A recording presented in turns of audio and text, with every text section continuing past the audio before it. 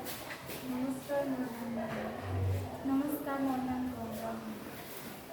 আজি আমি খৰাং বতৰত গছৰ গুৰিত অবিৰতভাৱে পানী দিয়াৰ বাবে পানী দিবলৈ এটা পদ্ধতি আলোচনা কৰিম।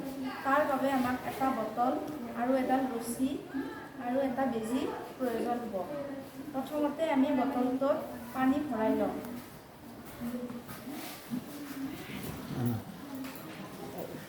লাহে লাহে ক'ব দিয়ক।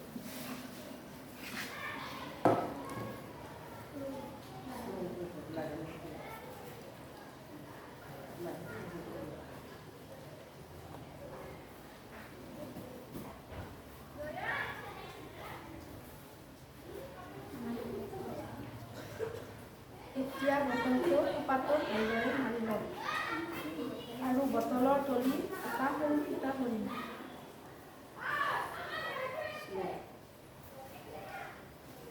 এতিয়া আমি দেখা পাইছোঁ যে বটলটোৰ পৰা প্ৰস্তুতকৈ পানী পৰি বন্ধ হ'ব ধৰিছে। সেইবাবে আমি বটলটো কপাহটো অলপ ঢিলা কৰি দিম। এতিয়া দেখা পাইছোঁ যে বটলটোৰ পৰা পানী পৰি আছে। এনেদৰে বটলটো গছৰ ডালত বান্ধি দিম আৰু এসপ্তাহমান এনেদৰে পানী দি থাকিলে গছৰ গুৰি জীপাল হৈ থাকিব। তাৰ বাবে আমি এই পদ্ধতি ব্যৱহাৰ কৰিব পাৰিম।